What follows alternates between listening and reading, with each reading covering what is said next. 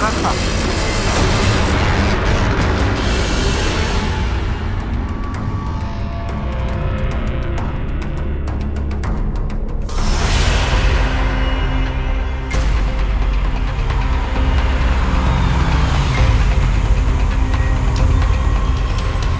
हम दे दें आपको लिफ्ट?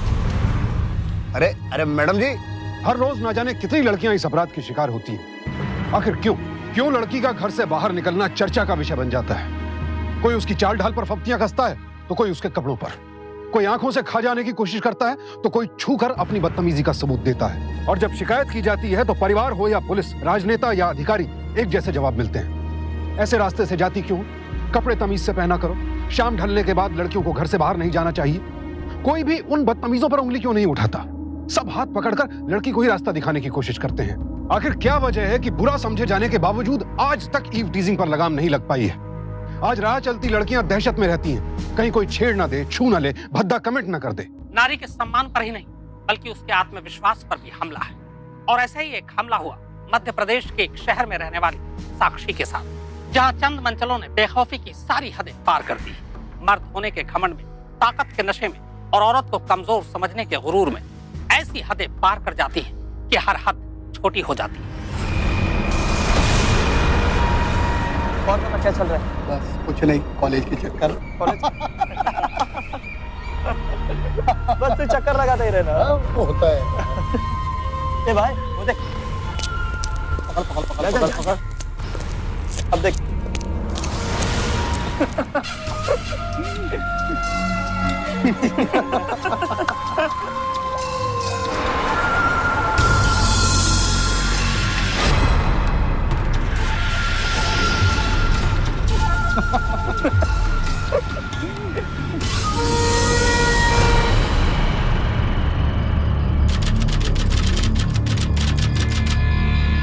पिताजी, वो सारे लड़के इतने ज्यादा बदतमीज हैं, ना तो उन्हें किसी का डर है और बस यूं ही खुलेआम। अरे वो लड़के हैं, ऐसे हरकतें करते ही रहेंगे, उनसे क्या मुंह लगना।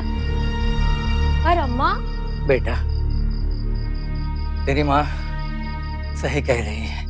अब देखो ना, मेरी ये बीमारी हम सबकी मजबूरी बन गई है, और तुम्हारी पढ़ाई हमारी जरूरत। बस किसी भी प्रकार अपना ग्रेजुएशन पूरा कर ले बेटा, इससे कम से कम मेरी नौकरी तो तुम्हारी हो जाएगी। क्या है ना बेटा, देव अभी छोटा है, वरना ऐसे दिन तुझे देखने नहीं पड़ते। मैं मजबूर हूँ बेटा, माफ कर दो मुझे। पर अम्मा ये गलत है ना। तो चुप कर। देख साक्षी, हम में इतना सामर्थ्य नहीं है कि हम उनसे उलझे। तो एक काम कर, कल से तो दूसरे रास्ते से जा। ऐसे रास्ते से जाती क्यों? ऐसे कपड़े पहनती ही क्यों? ऐसे लोगों की सुनती क्यों? ऐसे लोगों की तरफ देखती क्यों?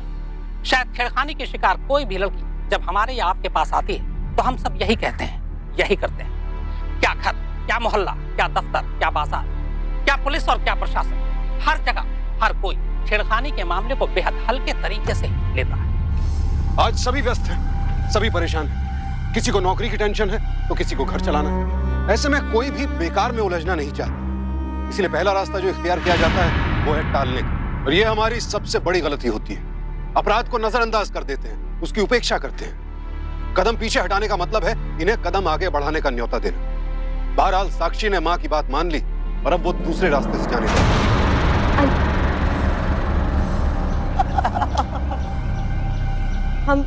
हम दूसरे रास्ते से चलते हैं। क्यों? वो यहाँ पर लड़के खड़े रहते हैं और वो छेड़ते हैं, हमें अच्छा नहीं लगता। तो क्या हुआ, वहाँ तुझे कोई और मिलेगा। किसी भी रास्ते पे ऐसे लड़कों की कमी थोड़ी ना।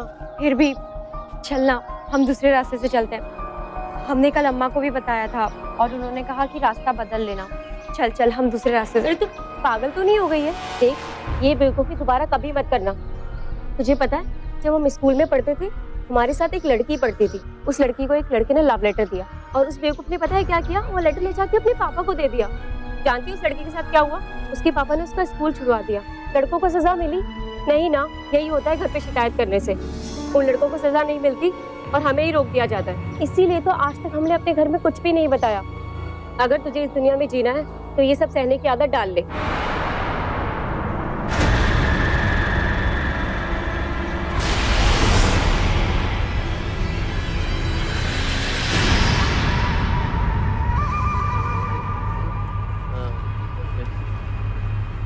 भैया तुम यहाँ? मौसी से तो कह रहे थे कि तुम मंदिर जा रहे हो। अरे तो मंदिर ही तो है ये। देखो यहाँ से इतनी सारी देवियां गुजरती है, जिससे चाहे प्रसाद ले लो, जिसके चाहे दर्शन कर लो। वो देख हमारी देवी जा रही। अब देखो कैसे दर्शन करके आते हैं हम।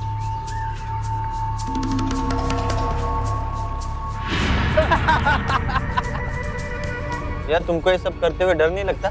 अरे डर नहीं मुन्ना, मजा आता है, मजा। समझे बेटा, हम इस गली के राजा हैं, राजा। यहाँ से गुजरने वाली हर लड़की हमारी प्रॉपर्टी है और हर राजा का धर्म है वो अपनी प्रजा का ख्याल रखे। चलो भैया, आज लौंडे की कक्षा शुरू करते हैं। जा करके अपना शिकार। जा। नहीं भैया, हमको डर लगता है। अबे चुप, तुम मौसेरे भाई हो तुम हमारे। बेइज्जती करवाओगे? इसका ना मेडिकल चेकअप करवाना ही पड़ेगा। अभी करके दिखा दे, उसमें कौन सी बड़ी बात है। तो जाओ जाओ जाओ, शाबाश। और सुन, शिकार करके आना अच्छे से। कर लेगा? करेगा कैसे नहीं, भाई है हमारा। अब देखो आएगा मौका। ऐसा नहीं होता। तूने देखी थी मूवी? देखी तूने? अरे मैं तो जितनी बार भी आ रही थी, इसलिए मेरे चैनल पे सजेशन आता है तो मैं तो हमेशा ही देखती हूँ।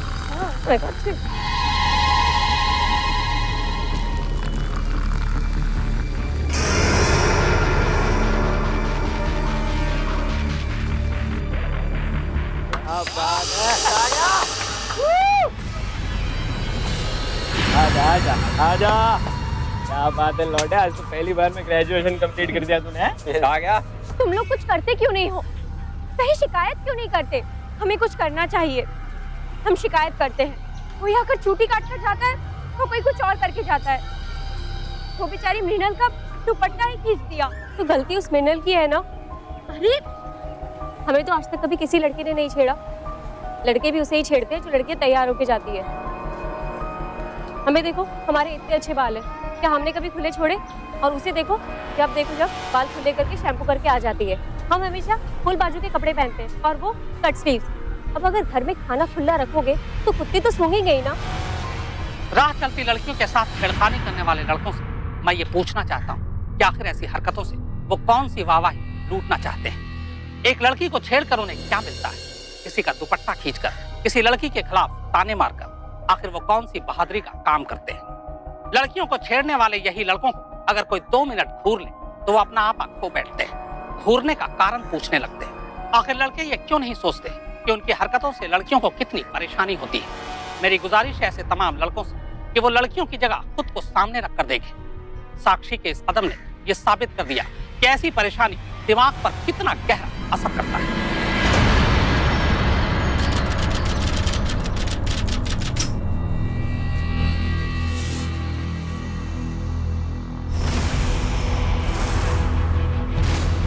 और लड़के भी उसे ही छेड़ते हैं जो लड़कियां बंठन के आती है। हमें देखो, हमारे इतने अच्छे बाल हैं, क्या हमने कभी खुले छोड़े? और उसे देखो, बाल खुले करके शैम्पू करके आ जाती है।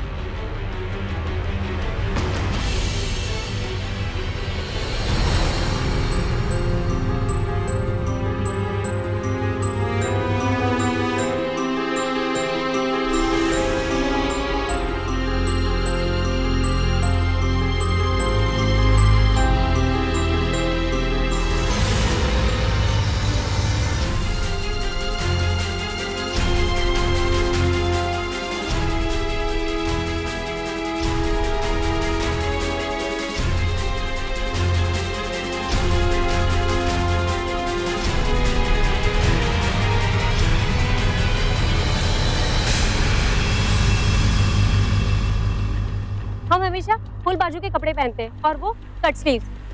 अब अगर घर में खाना खुला रखोगे तो कुत्ते तो सूंघेंगे ही ना।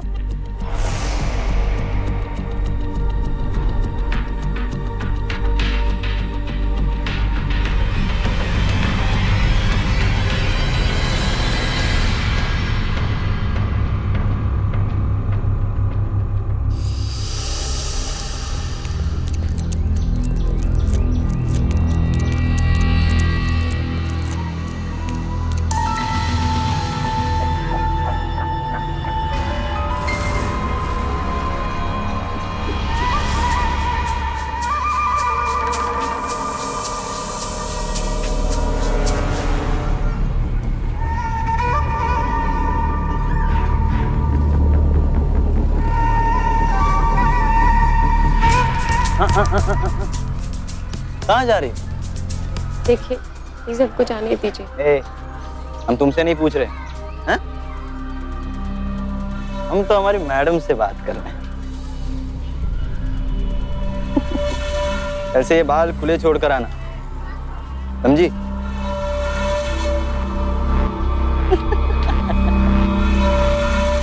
दूर की परी है नहीं? साक्षी की ये गलतफहमी भी दूर हो गई कि ऐसे लड़के अक्सर तथाकथित एडवांस लड़कियों को ही छेड़ते हैं। उसे तो सपने में भी अंदेशा नहीं था कि एक दिन उसे ये सब कुछ झेलना पड़ेगा। ऐसे लड़कों को अगर पहली बार ही रोक दिया जाए, अगर पहली दफा ही उन्हें कानून के तहत या समाज द्वारा सबक सिखा दिया जाए, तो उनकी आगे बढ़ने की हिम्मत टूट जाती है। पर अफसोस ऐसा नहीं हुआ और इस वाकये के बाद साक्षी बुरी तरह से घबरा गई थी। माँ हम तो कपड़े भी ढंग से पहनते हैं, कोई फैशन भी नहीं करते और अब तो हमने रास्ता भी बदल लिया है, फिर भी हमें छेड़ा। अब हम क्या करें माँ? कौन था वो? वो पड़ोस के मोहल्ले का केशव है ना, उसी के साथ रहता है वो लड़का। वो तो एक नंबर का गुंडा है। हम तो उन गुंडों से मुंह तो नहीं लग सकते ना बेटा। देख बेटा, तो एक काम कर, कल से ना तू रिक्शा से जाया कर। माँ रिक्शा में कितने पैसे लग जाएंगे? मैं मानती हूँ तंगी है, मगर और थोड़ा सही, कुछ दिनों के बाद है। अब तेरा ग्रेजुएशन पूरा हो जाएगा ना, तो तुझे पापा की नौकरी मिल जाएगी, सब ठीक हो जाएगा, पहले जैसा हो जाएगा। अरे तू क्यों परेशान होती है? हाँ, रिक्शे के पैसे की चिंता मत कर, मैं हूं ना, सब संभालूंगी।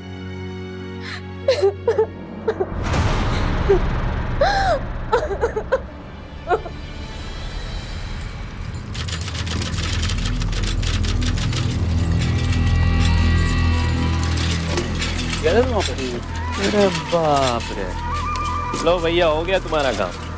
देखो जा रही है तुम्हारी मैडम हवा हवाई। वो क्या हुआ? अरे कितना उड़ेगी, जब थक जाएगी तो हमारे पास ही तो आएगी। अच्छा, और भाई आप भी देखना, उसका पसीना हम ही पहुंचेंगे। देखते हैं। चलो आते हैं। हाँ जाओ जाओ।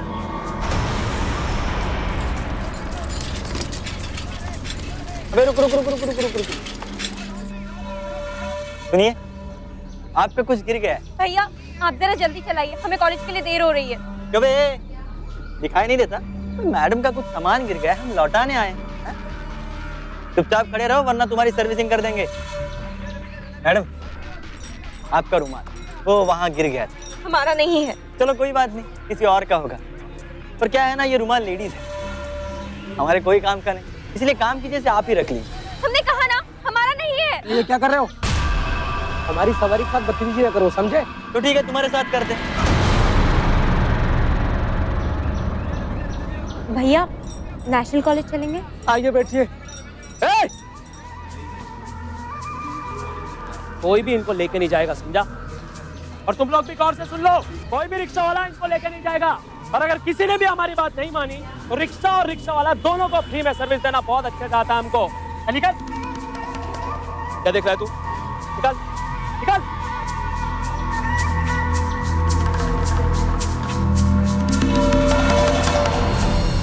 चलो आजा।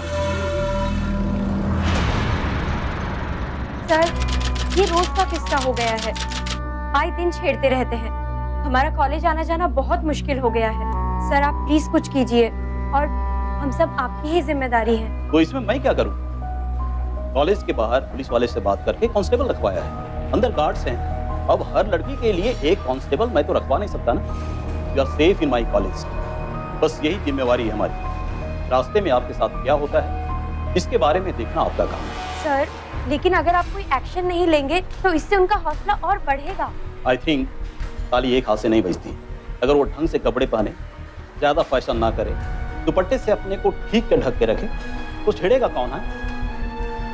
पहले अपने कदम को ठीक से रखिए। सरेआम दिन दहाड़े लड़कियों को छेड़ा जाता है और हम कभी अपने व्यस्त होने का बहाना बनाकर या कभी अपने कमजोर होने का रोना रोकर चुप बैठ जाते हैं। हर कोई अपने हिस्से की जिम्मेदारी से पल्ला झाड़ने में जुटा है और यही किया साक्षी के कॉलेज के प्रिंसिपल ने। बुरी नीयत किसी दुपट्टे, पर्दे या उम्र की परवाह नहीं करती है, लेकिन यह बात समझना तब तक नामुमकिन है जब तक हम अपनी ये संकीर्ण सोच नहीं बदलते हैं। अब तो रिक्शा वाला भी साक्षी को ले जाने के लिए तैयार नहीं था, लेकिन कॉलेज जाना साक्षी के लिए बेहद जरूरी था। लिहाजा उसने दूसरा रास्ता इख्तियार किया। अरे बाप रे किशोर, तुम्हारी मैडम तो बड़ी जबरदस्त निकली। हमसे पीछा छुड़ाने के लिए साइकिल पे आने लग गए। भैया हमने तो पहले ही कहा था, कितना उड़ेगी, जब थक जाएगी तो हमारे पास ही तो आएगी।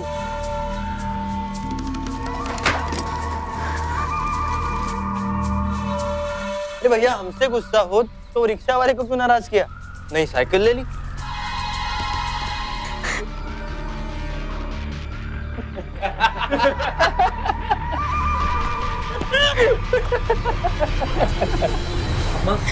ये तो हद हो गई है। ऐसे कैसे बीच रास्ते में किसी को भी रोक सकते हैं? मैं चाहता हूँ अपने दोस्तों के साथ अभी सबक सिखा के आता हूँ लोग को। ए तू चुप कर, वो गुंडे हैं, तू भी गुंडा बनेगा क्या? पढ़ाया लड़ने। देख साक्षी, बस अब 4 ही महीने बचे हैं, तू पढ़ाई पे ध्यान दे। हाँ, घर से निकलते हुए संभल कर निकला कर। जब उस रास्ते पे कोई आवाजावी ना हो ना तो मत जा। और हाँ, ये बात गलती से भी किसी को मत बताना, नहीं तो बदनामी होगी।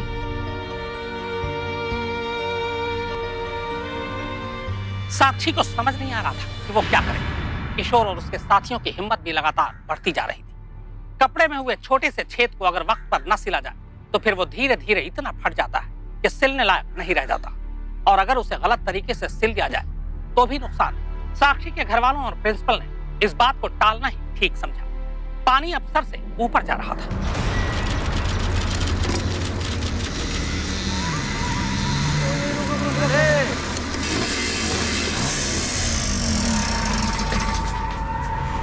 चल बे, माफी मांग मैडम से। पता नहीं कितनी तकलीफ होती है तेरी वजह से, रास्ता चेंज करना पड़ा उनको। माफी मांग। साक्षी जी पिछले 3 दिन से पिट रहा है, आपको छेड़कर हमसे अलग कर दिया। बच्चा है जी, माफ कर दो। चल बे, अभी मांग। जरूर।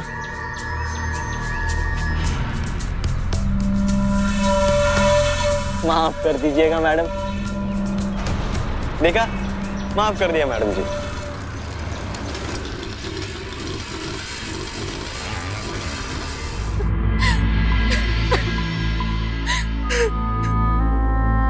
अब चुप भी करना।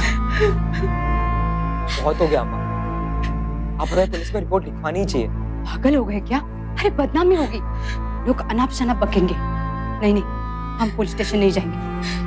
ठीक कह रही है अम्मा, पुलिस में रिपोर्ट लिखवाने का कोई फायदा नहीं है। हमने रास्ते में पेट्रोलिंग पार्टी से बात की थी, उन्होंने हमें ही उल्टा दोषी ठहरा दिया। भाड़ में जाए तेरी पढ़ाई, हमें पढ़ाई वढ़ाई कुछ नहीं चाहिए। तुझे नौकरी ना मिली ना तो ना सही, तेरी इज्जत तो बचेगी। कल से तू बाहर कहीं नहीं जाएगी बस। लेकिन क्यों अम्मा? गलती वो करे और भुगते हम बाहर नहीं जाएंगे, कल से मोहल्ले में आके हमें छेड़ेंगे, तब क्या करेंगे हम? तो करे तो क्या करे? अम्मा एक काम करते हैं, कल से जी को कॉलेज छोड़ने और लेने मैं जाता हूँ, कमलेश भाई की बाइक पर। अगर मैं साथ में आऊंगा तो दोबारा ऐसा नहीं करेंगे वो लोग।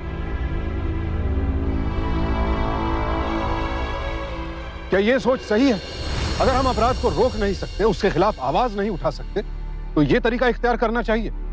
क्या साक्षी के छोटे भाई को उसके साथ भेज देना इस समस्या का समाधान था? जिन बदमिजाज लड़कों ने साक्षी का जीना दूभर कर रखा था, क्या ये कदम उन्हें रोकने के लिए काफी था? वो आइटम देखिए आया, वो गाली वाली ना अच्छी थी। उसकी बात नहीं कर रहा वो। ओहो, ये व्यवस्था है। मतलब मैडम आजकल मोटरसाइकिल पे घूम रही हैं? वो भी बॉडीगार्ड को साथ लेकर। अबे तेरे होते हो कोई दूसरा बॉयफ्रेंड? अरे ना ना, अरे देखा नहीं वो कितना छोटा है उससे? अरे जानता हूँ मैं उसको, छोटा भाई है उसका। हम क्या कहते हैं, आज उसे साला बना ही लेते हैं। हाँ?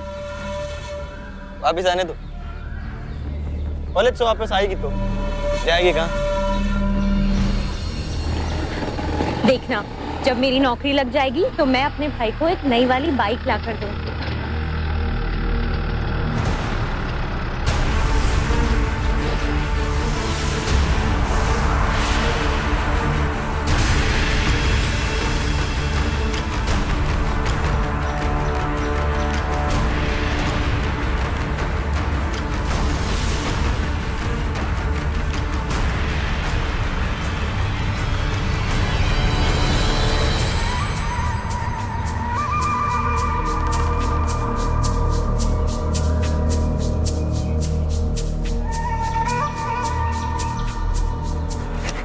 चाबी वापस दो। साले साले साले साले साले क्यों बे? तमीज नहीं है? अबे जीजा जी आए, नमस्ते वमस्ते करो। परेशान है बेचारा। अब यहाँ पर हम 4 लोग हैं, किसे कहेगा जीजा? तो इस समस्या का भी समाधान है।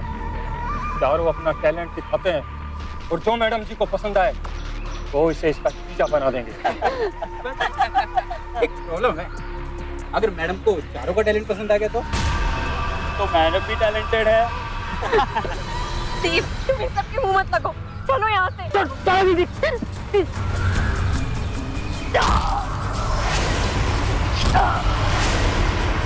मेरे भाई को मार डालेंगे सर, हमारी मदद कीजिए सर, प्लीज उसे बचा लीजिए सर, प्लीज। देखो मैडम, हमें बंगला छोड़ के जाने की इजाजत नहीं है, हम नहीं जा सकते। सर प्लीज सर, मेरा भाई मर रहा है सर, प्लीज अपनी ड्यूटी कीजिए। मैडम प्लीज आप मेरी बात समझने की कोशिश कीजिए, हम अपनी ड्यूटी पर हैं, हम आपकी कोई मदद नहीं कर सकते, आप यहाँ से चले जाइए मैडम। मेरी कोई मदद करो। देखिए, मैं अपने हाथ जोड़ती हूँ, प्लीज मेरे भाई को बचा लो सर, वो मर जाएगा। मैडम 2 किलोमीटर की दूरी पर पुलिस थाना है, वहाँ चली जाइए आप। मेरा भाई मर जाएगा तब तक। देखिए मैडम, हमें अपनी नौकरी नहीं खोनी है, चाहिए आप। आपके हाथ जोड़ रही हूँ सर, सर आपके घर में भी बच्चे होंगे ना सर, मेरा भाई छोड़।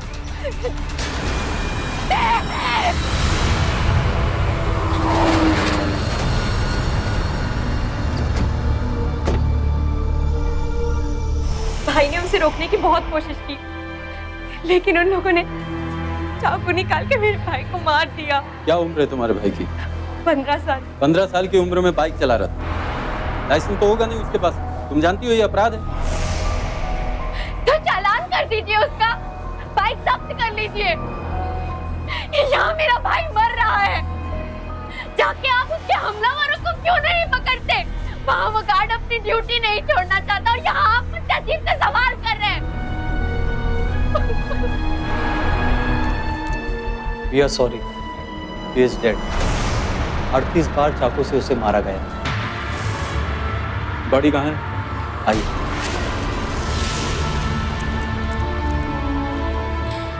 एक 15 साल के लड़के का दिन दहाड़े कत्ल कर दिया गया, कारण उसने अपनी बहन को बचाने की कोशिश की। क्या यह उसका अपराध था? देव को बचाया जा सकता था अगर अधिकारी के घर पर तैनात गार्ड्स मदद के लिए आते, अगर आसपास के लोग सहायता करते, अगर राहगीर अपनी गाड़ी गंदी होने का मोह छोड़ देते, अगर अस्पताल वाले पुलिस केस रजिस्टर होने का इंतजार न करते, और सबसे बड़ी बात, देव पर हमला होता ही नहीं अगर इनके खिलाफ पुलिस प्रशासन और समाज एक हो जाते। बहरहाल इस मर्डर की चर्चा जब सुर्खियों में आई तो पुलिस हरकत में आई। क्या है ये? क्या है? एक लड़के का सरेआम खून हो रहा है और आपने देखा है क्या ये? सर हम कोशिश कर रहे हैं। क्या कोशिश कर रहे हो तुम? मुझे अभी और इस वक्त सारी जानकारी चाहिए।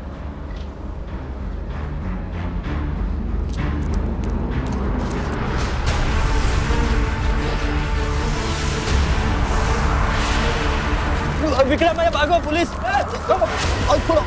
छोड़ो छोड़ो। अरे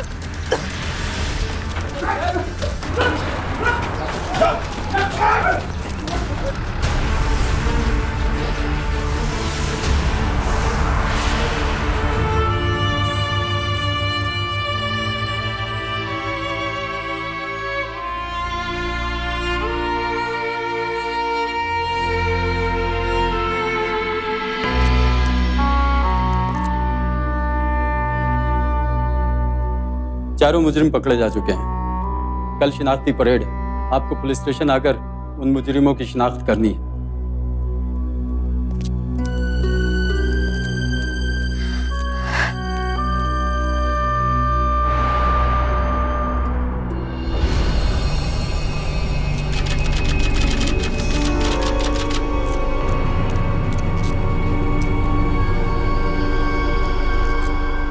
पहचान कीजिए, इनमें से कौन कौन था?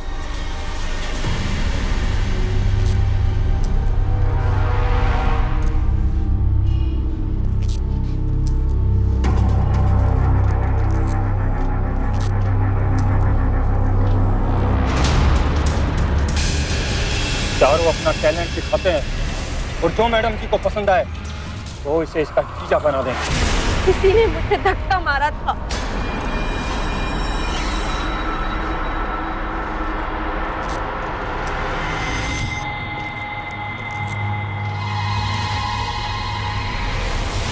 किसी ने देव का हाथ पकड़ा हुआ था।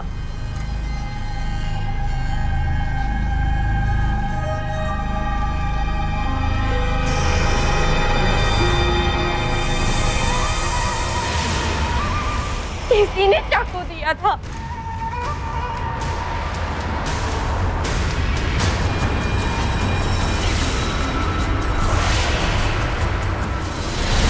और इसने मेरे भाई को मारा था।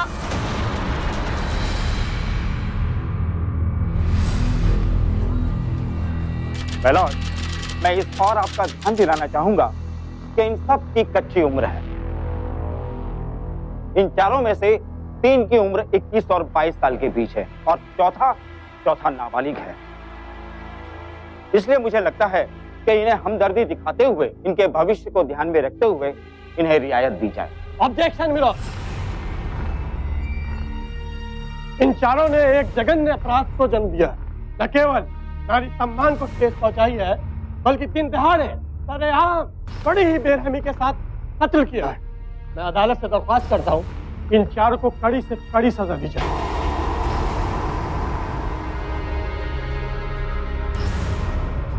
तमाम सबूतों और गवाहों के मद्देनजर अदालत इन चारों को केवल ये चारों मुजरिम नहीं है जज साहब।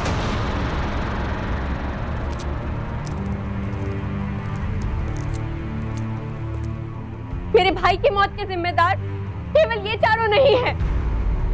मेरे भाई की मौत इन गुंडों से झगड़ा करने की वजह से नहीं हुई है,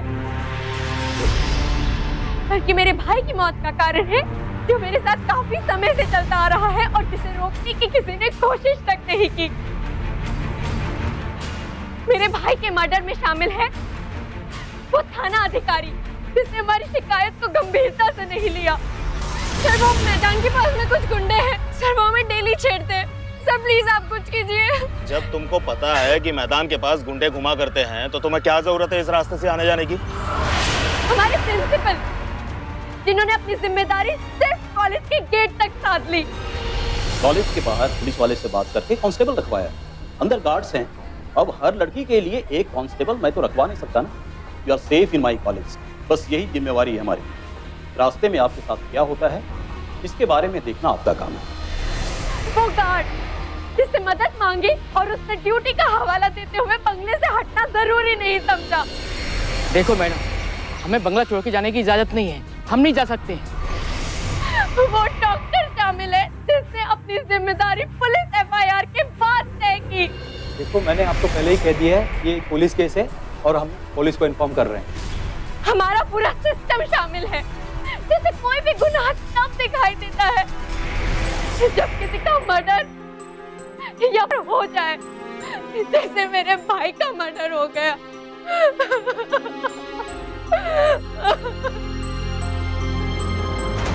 जज साहब, हम सबके घरों में कॉकरोच होते हैं जिन्हें मारने के लिए या भगाने के लिए हम दवा डालते हैं क्योंकि वो हमें नुकसान पहुंचाते हैं। वैसे हमारे घरों में माँ, बहन, बेटियां होती है, तो उनके साथ हो रही इस छेड़खानी के लिए हम क्यों नहीं कुछ करते? आज आप इन्हें फांसी दे दे या उम्र कैद, लेकिन बाहर जो ये दर्जनों लड़कियों को छेड़ते हैं उसके लिए कोई सजा क्यों नहीं है? और अगर गलती से कोई पकड़ा भी जाए तो उसे महीने 2 महीने की सजा या 500 हजार रुपए देकर छोड़ दिया जाता है। तो क्या हमारे देश में औरतों की इज्जत इतनी सस्ती है या फिर कानून की दृष्टि में खोट है कि उसे कोई भी गुनाह तब दिखाई देता है जब किसी लड़की का बेरहमी से हो जाए? इस किशोर ने मेरे भाई को बेरहमी से मार दिया और इसको हवाला देने वाले ये सब लोग हैं जिन्होंने इसे रोकने की कोशिश तक नहीं की। मेरे भाई के मर्डर का असली कारण और उससे बड़े गुनहगार हैं वो लोग जो इसे आम मानते हैं। अदालत साक्षी के दर्द को समझती है और मानती है कि कोई ड्यूटी किसी वर्दी वाले को अपराध के खिलाफ खड़ा होने से नहीं रोक सकती। पुलिस को चेतावनी दी जाती है कि वो इस तरह के प्रोटोकॉल से बचे और इस तरह की शिकायत मिलने पर तुरंत और गंभीर कार्रवाई की जाए। अदालत विक्रम, रघुवीर, केशव और किशोर को दफा 302 के तहत हत्या का दोषी मानती है। विक्रम, रघुवीर और केशव को उम्र कैद की सजा सुनाती है और क्योंकि किशोर अभी नाबालिग है, उसे 3 साल सुधार गृह में रखने का हुक्म देती है।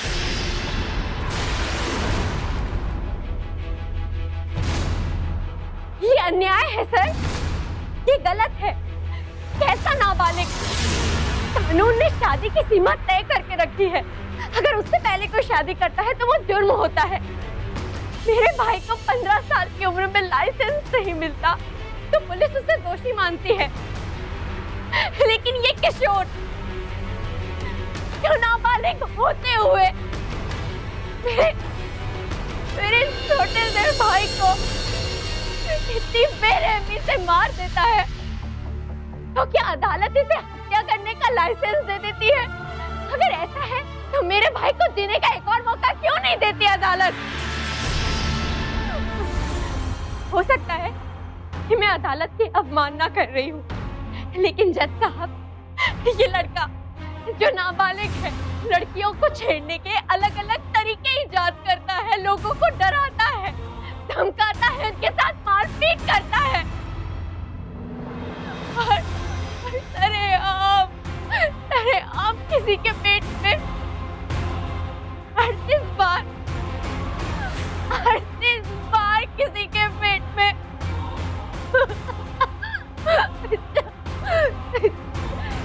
चाकू भोंक देता है 38 बार। ये नाबालिग नहीं है, ये बालिग है और इसे कड़ी से कड़ी सजा मिलनी चाहिए। इसे सजाए मौत होनी चाहिए।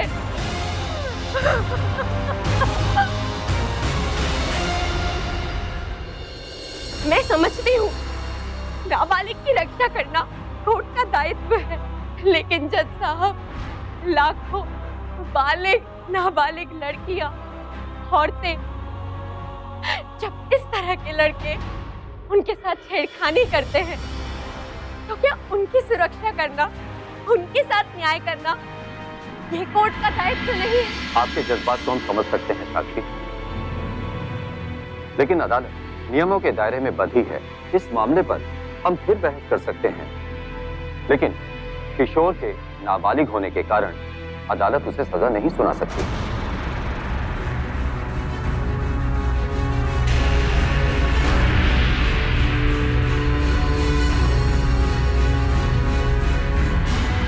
साक्षी ने बेहद अहम बातें अदालत के सामने रखी। बेशक उसके सवालों के जवाब कानून की किताब में नहीं है, लेकिन सवाल है वाजिब।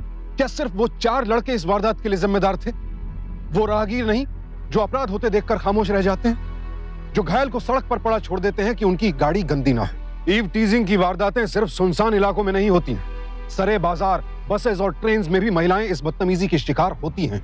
और इन मंचलों के यूं बेखौफ होने का सबसे बड़ा कारण है हमारी बुज़दिली। अगर हम सब हिम्मत करें तो इन्हें रोका जा सकता है, हालात को बदला जा सकता है, और जब ये होगा तभी आपकी, मेरी, हम सब की बेटियां बहनें सुरक्षित रह पाएंगी। याद रखिए, हमारी चुप्पी ऐसे बदतमीज लोगों का सबसे बड़ा हथियार है। इसीलिए खामोश न रहें, ऐसी घटनाओं का पुरजोर विरोध करें ताकि अपराधियों के हौसले पस्त हो सके। हमारी अपील सिर्फ लड़कियों से नहीं है, बल्कि ये अपील लड़कियों के माँ बाप, उनके रिश्तेदार, सहेलियां, पुलिस और प्रशासन, हर एक से है। हम चाहते हैं कि ऐसी शिकायतों पर वो फौरन अमल करें और एक्शन लें। मध्य प्रदेश में पुलिस ने ऐसी हेल्पलाइन जारी किया है जिसका नंबर है 1090, जिस पर आप पुलिस को अपनी जानकारी दे सकती हैं। देश के अलग अलग शहरों में भी इसी तरह के हेल्पलाइन नंबर हैं जहां पर आप पुलिस को सूचना दे सकते हैं। सजग रहें, सावधान रहें और जिम्मेदार बनें। याद रखिए, पौरुष का मतलब ये नहीं कि आप अपनी ताकत का इस्तेमाल महिलाओं को कमजोर साबित करने के लिए करें, बल्कि असली मर्द तो वो है जिसके रहते कभी किसी औरत के मान सम्मान पर कोई आंच ना आए। और अगर हम पड़ोस में लगी आग को आज नहीं बुझाएंगे तो कल उसकी आंच हमारे घर को भी राख कर ही देगी। इसी ताकीद के साथ अब हमें दीजिए इजाजत, फिर होगी मुलाकात ऐसी एक और सत्य घटना के साथ। देखते रहें सावधान इंडिया, इंडिया फाइट्स बैक। तो सावधान